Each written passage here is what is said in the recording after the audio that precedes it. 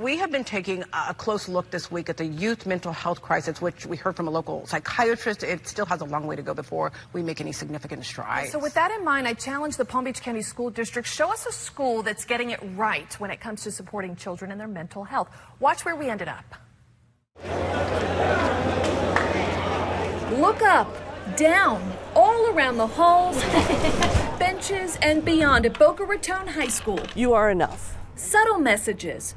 Be kind. Sprinkled everywhere. Be the change. With bold intention to shower students and staff with support. The more they see them, the more they can internalize them and understand that they're not alone. Principal Susie King says mental health isn't just a priority on this campus, it's the priority. Everybody walks by this every day here at Boca High School. What does this mean?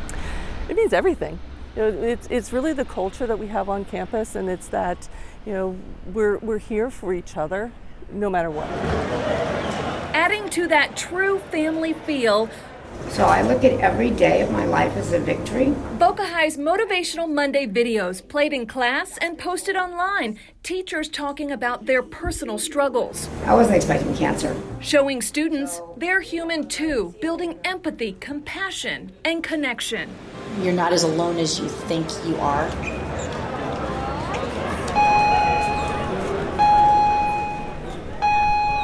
More little gestures with big value, like shirts for school bus drivers. They are our heroes. It's good. Hey, there we go. Welcome. Oh, Modelo. This is good, Annie. And administrators posted up. Looking good, huh? Ready to talk. So fun, so good. At every single class change. A quick check-in. How's everybody feeling? How are we doing? You talked to 13 kids in 5 minutes. You know, the dialogue was quick, some of it was longer. That's a lot of kids to make contact with in a short amount of time. Just being seen and being visible and allowing students to know that they can come and talk to us, they can come approach us and seek us whenever they need. And it kind of brings down that barrier between the adult professionals and the students, which is really nice and needed. How are things with you? How's the BSU stuff? Yeah? Because just asking can make all the difference. Just asking, hey, how are you? How's everything going can make a world of a difference. Remind me what you wanted help with again?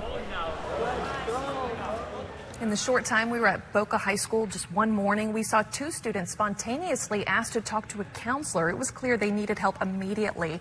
We also saw a teacher approach the principal talking about a tough time they're going through at home. Guys, all of this just really demonstrates that the need is there, the need is great, and some of these efforts to really open up the conversation, they're working. Hey, 6:14 now. Welcome back, everyone. We've been going in depth on the youth mental health crisis in recent weeks. In this newscast, just yesterday, we talked about some of the latest information from the CDC, showing about 3 in 5 teenage girls, that's 57%, now say they feel persistently sad or hopeless. That's the highest rate in a decade. Think about that, too. A kid always feeling hopeless. This morning, I want you to meet a teenage girl who feels this struggle and watch how she's come out of it. It really uplifts your view on school, I think. Nothing short of a miracle. Yeah, it's really amazing. That's how Boca Raton High School senior Elise Potash feels about sitting here right now, talking with us. If you told me this would be me right now, I wouldn't believe you. But believe this, Elise has put in the work to get to this good place. I myself have struggled from depression and anxiety. I think after the pandemic, everyone was like locked in for so long, and there was no like interaction, and it kind of just like made everything that was there prior to COVID come out more. The Palm Beach County School District tells us so far this year, of its roughly 180,000 students, 17,000 have worked with mental health professionals from partner agencies.